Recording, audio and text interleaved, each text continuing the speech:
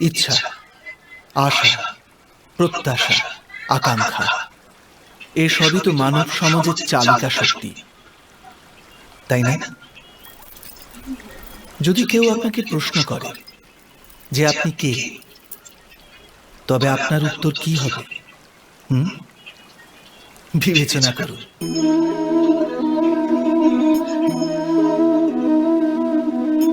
আপনি তখন বুঝতে পারবেন যে আপনার ইচ্ছাই আপনার জীবনের ব্যাখ্যা। কিছু পাওয়ার সাফল্য, কিছু না পাওয়ার নিষ্ফলতায় আপনার পরিচয়। অধিকতর ব্যক্তি এইভাবে জীবিত, নিজের ভেতর থেকে শেষ হয়ে যেতে থাকে, তবু নিজের ইচ্ছেগুলোকে মারতে পারে না। ইচ্ছাটাকে এমন ভাবে ছোটাতে থাকে যেমন মৃগের নেশায় শিকার।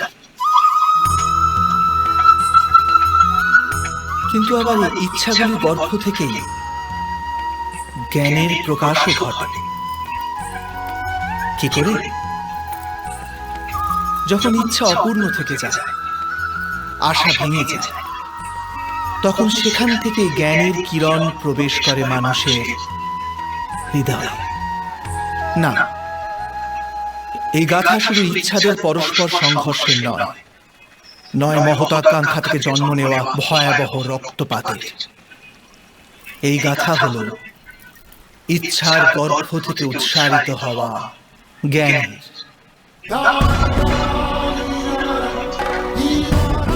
আমি বাসুদেব শ্রীকৃষ্ণ আপনাদের সকলকে নিমন্ত্রণ জানাচ্ছি এই যাত্রা শুরু করার, যা জীবনের মর্ম শেখাবে, মনুষ্যত্বের ধর্ম শেখাবে, পাপ থেকে উঠে এসে পদ্ম হয়ে ফোটার ধর্ম শেখাবে। আর এই যাত্রার নাম হল মহাভারত।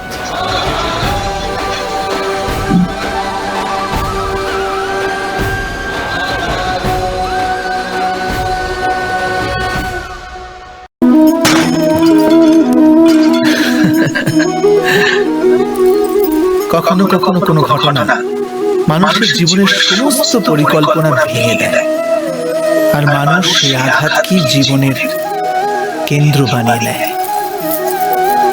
কিন্তু ভবিষ্যৎ কি মানুষের পরিকল্পনার আধারে নির্মিত হয়?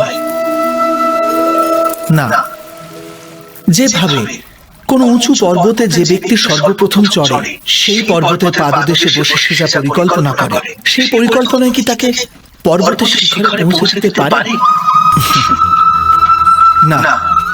বাস্তবে সে ব্যক্তি যত উপরে ওঠে, তত নিত্য নতুন পরীক্ষা, নতুন বিড়ম্বনা, নতুন ধরনের অবরোধের সম্মুখীন হয়। প্রত্যেক পদে তার পরবর্তী পদক্ষেপ ঠিক করতে হয়, প্রত্যেক পদে তাকে পরিকল্পনা বদলাতে হয়। না হলে যদি পুরাতন পরিকল্পনা তাকে খাদের দিকে ঠেলে দেয়,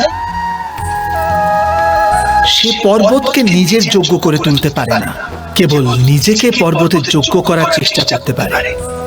আচ্ছা, জীবনের ক্ষেত্রেও তো এমনই হয়। যখন মানুষ তার জীবনের কোনো একটি বাধা, কোনো একটি অবরোধকে জীবনের কেন্দ্র বানিয়ে নেয়, নিজের জীবনের গতি থামিয়ে দেয়, তখন সেটা জীবনে সফল হতে পারে না, পারে না সুখ আর শান্তি প্রাপ্ত করতে।